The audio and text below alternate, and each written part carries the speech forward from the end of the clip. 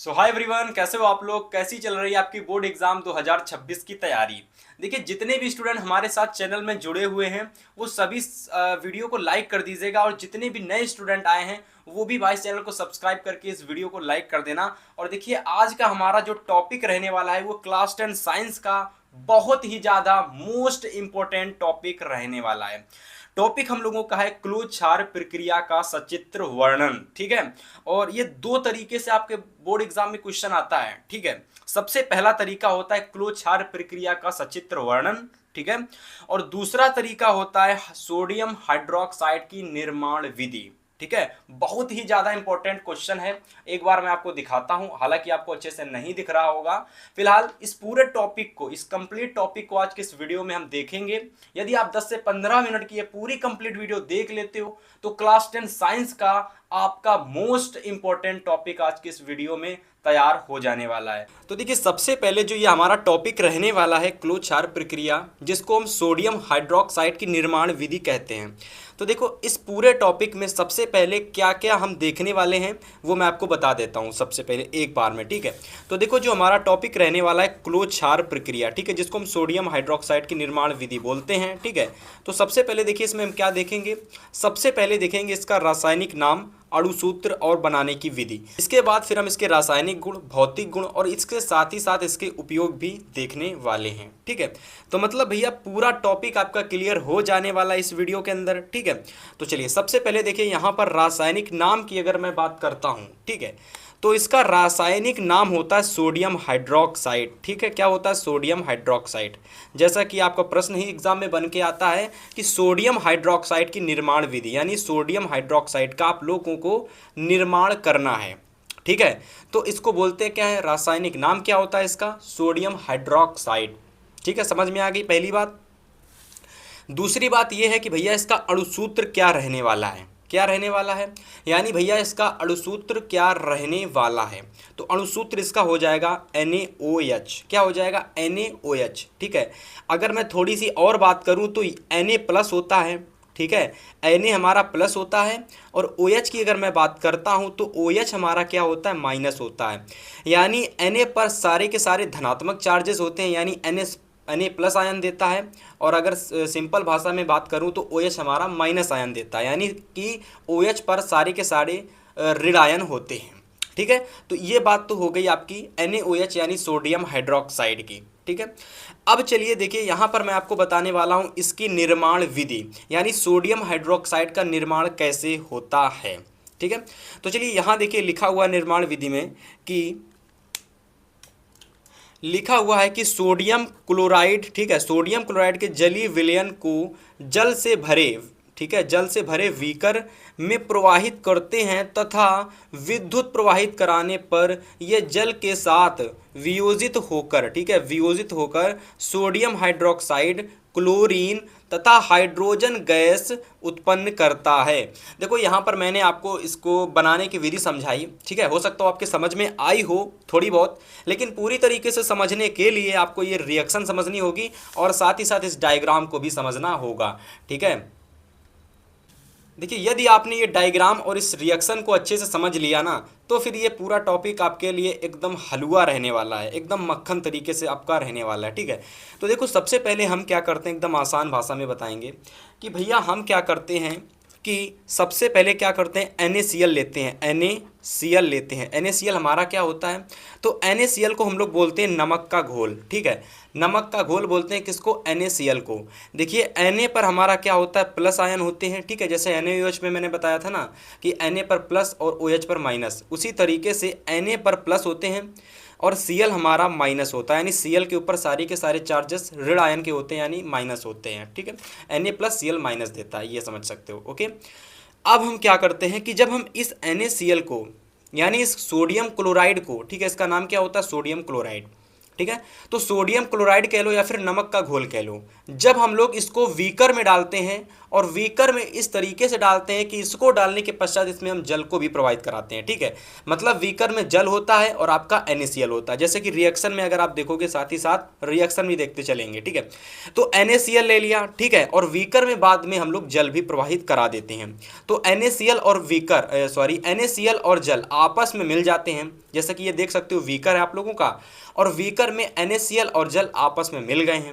अब हम बाहर से क्या कराते हैं, बाहर से हम 2 तार लेकर के आते हैं। ठीक है, बाहर से हम क्या कर लेके आते हैं, 2 तार लेके आते हैं। आपने बचपन में देखा होगा कि एक तार हमारा लाल कलर का रहता था और एक तार हमारा कैसा रहता था, काले कलर का रहता था। ठीक है, तो अगर मैं लाल और काले में डिफरेंस बताऊं तो केवल इतना डिफरेंस रहता है, ठीक है, समझने के लिए, कि लाल वाला हमारा प्लस आयन देता है, ठीक है, और हमारा जो काला वाला तार होता है ना, काला वाला तार, ये हमारा ऋण आयन देता है। ठीक है, तो यानी लाल पर प्लस आयन होते हैं और इस काले वाले पर हमारा कैसा आयन होता है, ऋण आयन होता है। ठीक है, और अगर मैं बात करूं तो हमारा लाल वाला ये हमारा होता है एनोड, और हमारा काला वाला अगर मैं बात करता हूं तो ये हमारा होता है कैथोड।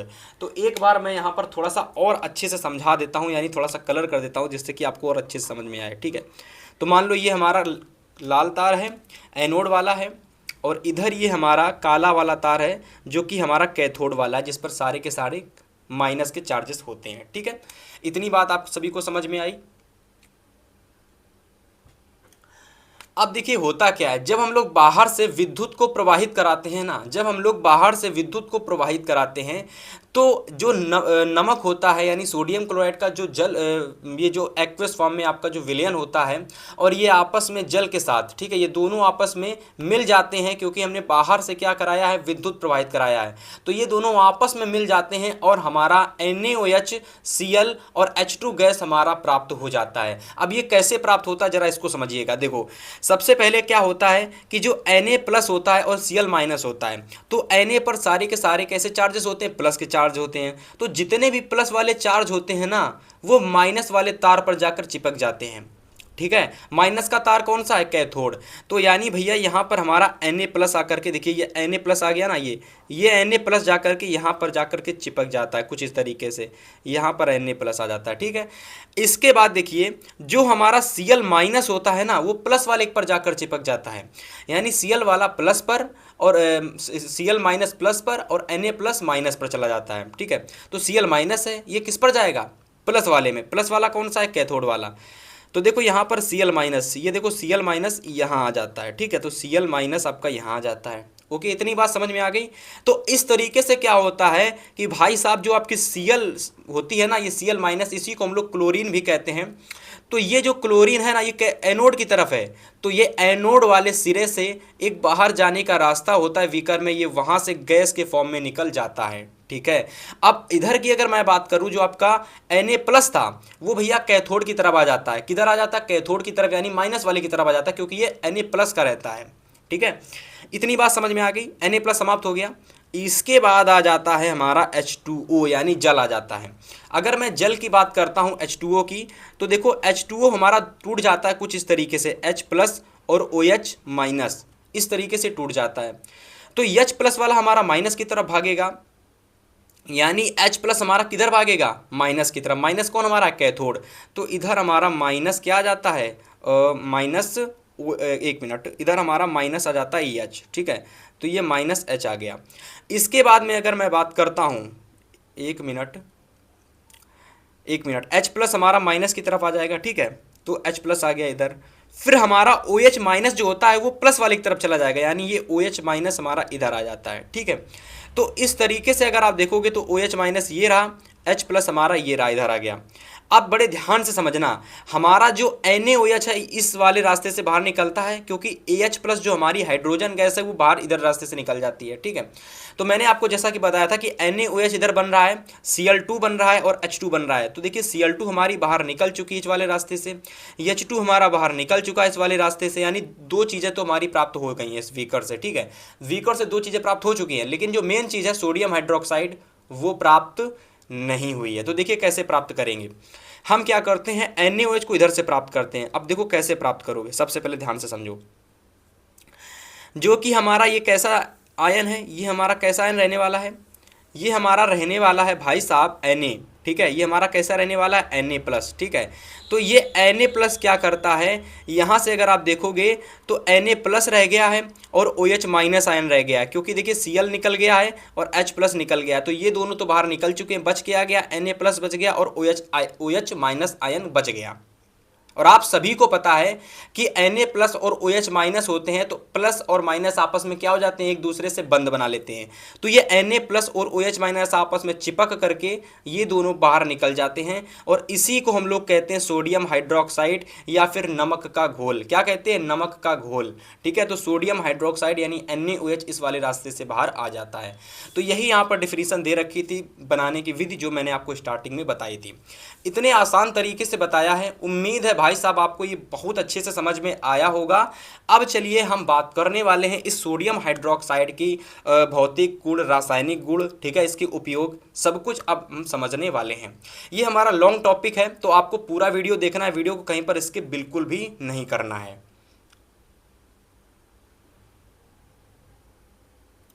तो इसमें कुछ चीज़ें स्टूडेंट आपकी नोट में भी लिखने वाली हैं, ठीक है, कुछ चीज़ें ऐसी हैं जो आपको नोट में भी लिखने वाली हैं। जैसे कि अगर मैं बात करता हूं तो क्लोरीन जो गैस होती थी, स्टार्टिंग में ही मैंने बताया था, क्लोरीन आपका जो होती है Cl- देती है, तो भैया ये एनोड पर जा करके चिपक जाएगी। तथा अगर मैं बात करूं हाइड्रोजन, जो हमारा हाइड्रोजन होता है ये H+ आयन देता है, तो ये कैथोड यानी माइनस पर जा करके चिपक जाएगा, ठीक है। तो इस तरीके से क्या होता है, एनोड पर और हाइड्रोजन क्या होती है, कैथोड पर मुक्त होती है। इस तरीके से मैंने आपको बताया था कि Cl इधर से निकल रही थी, इधर इधर वाले से, ठीक है, लेफ्ट हैंड साइड से। और अगर हम हाइड्रोजन की बात करें तो वो हमारा राइट हैंड साइड से निकल रहा था, ठीक है। जैसा कि अगर मैं दिखाना चाहूँ तो एक बार मैं आपको दिखा भी सकता हूँ, ऐसी कोई बात नहीं है। लेफ्ट हैंड साइड से Cl निकल रहा है, राइट हैंड साइड से आपका हाइड्रोजन निकल रहा है, ठीक है। आ गया समझ में। चलिए वापस आते हैं अपने टॉपिक पर। तो पहला नोट पॉइंट आपको समझ में आ गया होगा, वही चीज़ है जो मैंने आपको अभी बताई थी। दूसरा पॉइंट है कि Na+ आयन कैथोड पर जाते हैं और ये अधिक इलेक्ट्रॉन लेकर उदासीन हो जाते हैं तथा H2 के साथ मिलकर NaOH बनाते हैं, जो कि मैंने आपको अभी बताया। इसके बाद चलिए देखिए, अब हम बात करने वाले हैं उपयोग के बारे में, ठीक है। अब हम किसके बारे में बात करने वाले हैं, इसके उपयोग के बारे में बात करने वाले हैं, ठीक है।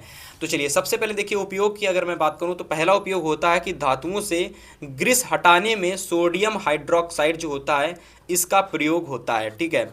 और दूसरे की अगर मैं बात करता हूँ, दूसरा है साबुन तथा अपमार्जक बनाने में NaOH यानी सोडियम हाइड्रोक्साइड का प्रयोग होता है। साबुन क्या होता है भैया, साबुन जिसको रगड़ रगड़ के कपड़े धोते हैं, ठीक है। अपमार्जक क्या होता है, अपमार्जक हमारा कह सकते हो, जैसे कि आपने देखा होगा सर्फ एक्सल होता है, रिन आता है, ठीक है, एरियल आते हैं, बहुत सारे ऐसे चीज़ें आती हैं, उन सभी को हम अपमार्जक बोलते हैं, ठीक है। हम लोग क्या करते हैं, बाल्टी में पानी में भिगो करके कपड़े जिसमें रखते हैं ना, तो वो अपमार्जक होता है, ठीक है, जिसमें निरमा, घड़ी का पाउडर, ठीक है, और आपका एरियल हो गया, सर्फ एक्सल हो गया, बहुत सारी चीज़ें आती हैं अपमार्जक में, ठीक है, उसको हम अपमार्जक बोलते हैं, ठीक है। तो इन दोनों को ही बनाने में सोडियम हाइड्रोक्साइड यानी NaOH का प्रयोग किया जाता है। इसके बाद तीसरा पॉइंट है, यानी तीसरा उपयोग है कि कागज के निर्माण में भी इसका उपयोग होता है। और चौथा है कृत्रिम कृत्रिम फाइबर के निर्माण में भी इसका उपयोग होता है।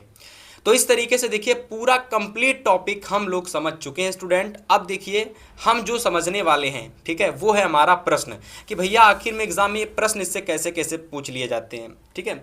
तो बेसिकली इससे 3 तरीके के प्रश्न आपके बोर्ड परीक्षा में बन जाते हैं, 3 तरीके से प्रश्न बन जाते हैं। तो सबसे पहला तरीका है कि क्लो क्षार प्रक्रिया का सचित्र वर्णन कीजिए, ठीक है, और इसके विभिन्न उत्पादों की उपयोग पर प्रकाश डालिए, ठीक है। जैसे कि ये, ठीक है, ये उसके मतलब कि उत्पाद जो थे ना, इनका उपयोग है, बस ये 3-4 आपको लिख देने उपयोग में, बस, ठीक है।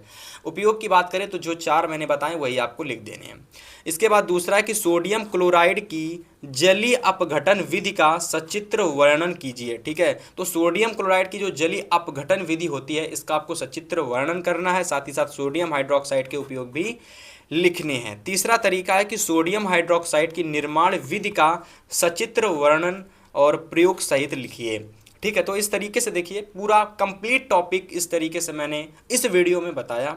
उम्मीद है भैया ये वीडियो आपको पसंद आया होगा, आज का टॉपिक आपको पसंद आया होगा।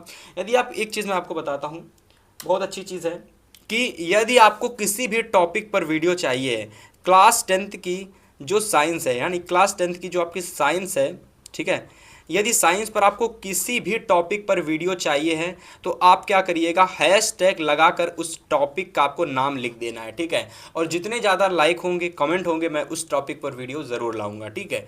तो यदि आप लोगों को इसके नोट्स चाहिए हैं, यदि आपको इसके नोट्स चाहिए स्टूडेंट्स, तो आप एक बार डिस्क्रिप्शन चेक कर लेना।